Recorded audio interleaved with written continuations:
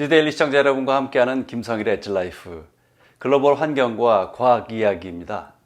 이번에는 휘발유 택배의 논란, 아마존의 탄소 비밀, 그리고 달과 잠의 연관성 이야기입니다. 우선 달과 잠의 이야기입니다. 늑대 인간의 존재가 사실인가요? 보름달이 뜨면 늑대로 변하는 인간 이야기입니다.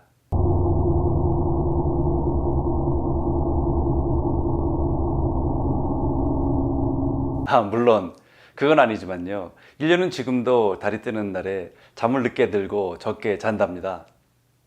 지난 2월 4일자 예일 뉴스의 기사입니다. 예일대 인류학과 교수들이 공조한 연구에 따르면 달이 기울고 참에 따라서 사람의 수면 일정에 영향을 미친다는 겁니다. 인간은 보름달이 뜨기 전에는 저녁에 잠을 덜 자는 경향이 있는데 이것은 아마도 우리의 유목민 조상들의 보름달빛 아래서 시간을 이용해야만 했던 때의 흔적일 것이라고 합니다. 연구원들은 전기가 없는 시골 지역과 휘황찬란한 도시 지역의 다양한 환경에서 수면 행동을 조사했습니다. 원시족이든 현대인이든 수면 시간과 달 주기 사이에 강한 연관성을 보였습니다. 보름달이 뜨기 전부터 더 늦게 자기 시작해서 더 짧게 잠을 잔다는 겁니다. 정말 신기합니다. 연구진들은 민족, 사회적, 문화적 배경이나 번화한 도시나 농촌에 거주하든 상관없이 사람들의 수면이 음력 주기와 동기화된다는 점을 시사했습니다. 인간은 대부분 주간 활동적이라서 어두워지면 안전하게 사냥도 못하고 먹거리를 모으지 못하니까 고대인들은 잠을 잘 것이라는 가설은 너무나 당연합니다. 보름달로 충분히 밝을 때 야간 활동이 가능할 것으로 보여지는 것도 당연합니다. 그러나 전기의 발명으로 이제는 달과 수면 패턴이 상관없어졌다고 생각하시겠지만 그렇지 않답니다. 연구에 따르면 달 주기에 걸쳐서 각 참석자들의 수면 시간의 변화는 20분에서 90분 이상까지 다양했다고 합니다. 보름달이 뜨기 3에서 5일 전에 가장 늦게 잠자리에 들었고요. 또 가장 적은 시간 동안 잠을 잔 겁니다. 수백만 년 동안 진화해오면서 달과 동기화를 해온 인간의 DNA가 불과 150년 역사의 전구빛에 흔들리지 않는 것은 어쩌면 당연한 이야기일까요?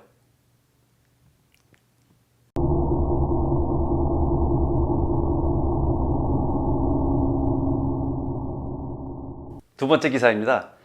팬데믹으로 자동차 주유 패턴이 바뀐다입니다. 사이언티픽 아메리칸 3월 2일자 기사입니다.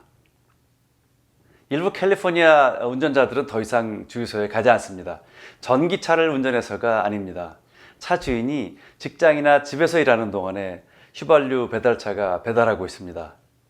실리콘밸리에서 IT 기업들이 직원들에게 휘발유 배달을 특전으로 제공하는 게 유행처럼 되고 있습니다. 여기에는 페이팔, UPS, 페이스북, 시스코, IBM 그리고 페덱스가 포함됩니다.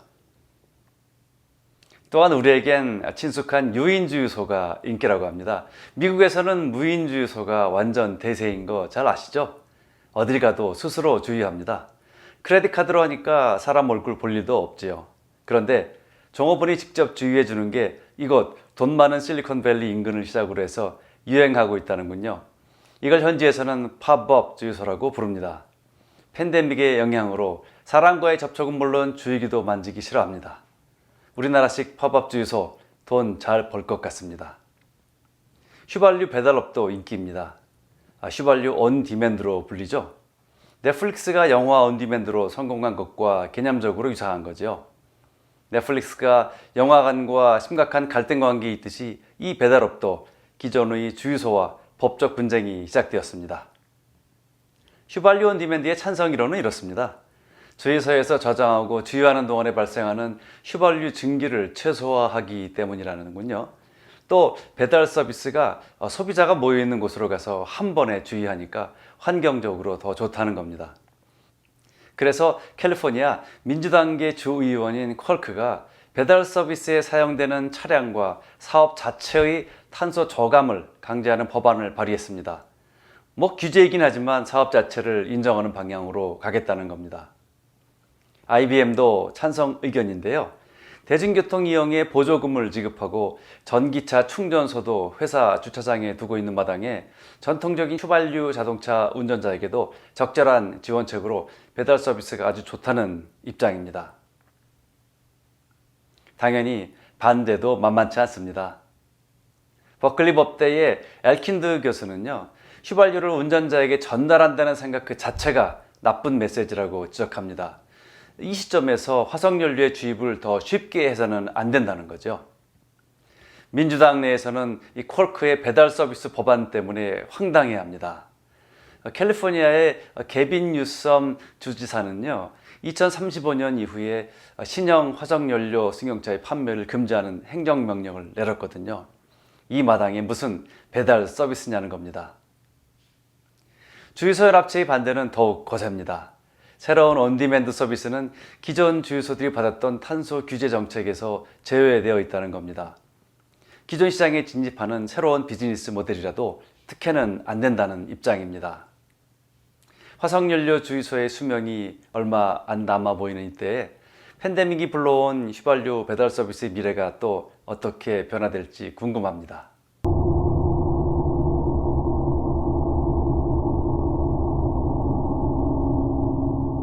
마지막 기사입니다. 내셔널 지오그래픽의 3월 11일자 기사입니다. 아마존의 훼손이 기후변화에 어떻게 부정적인지를 파헤친 최초의 연구를 보고하고 있습니다. 수년 동안 과학자들은 기온 상승, 가뭄, 산림 벌채로 인해서 세계에서 가장 큰 열대우림인 아마존이 대기 중에 이산화탄소를 흡수하고 배출을 상쇄하는 기능이 저하되고 있다고 우려를 표명해 왔습니다. 그런데 최근의 연구 결과는 열대 산림의 일부가 탄소를 저장하는 것보다 더 많이 방출할 수 있다고도 합니다. 그러니 놀라운 일입니다. 지구의 허파가 죽어가는지 모르겠습니다. 예를 들어서 습지 훼손과 토양 건조는요, 온실가스 중의 하나인 이산화질소의 방출을 증가시키고요, 화전과 산림 벌채는 강우 패턴을 변화시켜서 숲을 더 건조시키고 뜨겁게 만듭니다. 홍수와 댐 건설로도 메탄가스가 방출됩니다. 소방목도 빼놓을 수 없는 요인이죠. 전 세계적으로 방출되는 모든 메탄의 약 3.5%는 아마존의 나무에서 천연적으로 나옵니다. 아마존은 온실가스의 자연 방출보다 흡수량이 많았는데 이제는 숲의 훼손으로 순 흡수량이 줄어든다는 겁니다. 이게 문제인 겁니다. 아마존은 놀라울 정도로 생물 다양성이 풍부한데요. 게다가 탄소 저장 능력도 막강합니다. 여기 아마존의 숲과 토양이 인간이 방출하는 4에서 5년치 총 탄소 배출량 최대 200기가톤의 탄소를 저장하고 있습니다. 홍수로 숲 아래가 젖으면 토양 속의 미생물들은 메탄을 배출합니다. 메탄은 이산화탄소보다 28배에서 최대 86배 더 강력한 온실가스입니다. 이때 숲이 메탄을 대기로 보내는 굴뚝이 됩니다. 그러니 아마존은 일방적으로 산소를 만들어내거나 일방적으로 탄소를 흡수하지는 않습니다. 숨 쉬고 성장하는 만큼 산소를 흡수하고 탄소도 방출합니다. 살아있는 생태계니까요. 인간은 기후변화뿐만 아니라 벌목, 저수지 건설, 광산, 농업 등을 통해서 이러한 자연순환을 복잡하게 만듭니다. 브라질의 산림 벌채는 최근 몇 년간 폭발적으로 증가해서 2020년 작년에 12년 만에 최고치를 기록했고요. 이는 전년도에 비해 거의 10% 증가한 수치죠. 분명한 것은 숲이 빠르고 놀라운 방식으로 변화하고 있다는 겁니다. 비도 과거보다 더 자주 오면서 기록적인 홍수를 일으키고 있습니다. 다른 한쪽에서는 가뭄도 자주 오고 더 오래 지속됩니다. 화전으로 인한 산불도 증가하고 있습니다. 더 심각한 문제는 홍수와 가뭄의 추세가 점점 더 커진다는 겁니다. 최근 미국의 환경 분야 지도자들이 조 바이든 대통령에게 브라질 정부에게 산림 벌채를 줄일 것을 요구하라고 촉구했습니다.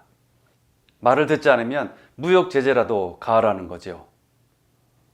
우리와는 먼 이야기 같지만 사실은 모두의 생명이 연결된 일입니다. 지금 브라질과 미국은 이 쉽지 않은 사안에 대해 협상 중입니다. 오늘은 여기까지입니다. 다음 시간에 뵙겠습니다. 감사합니다.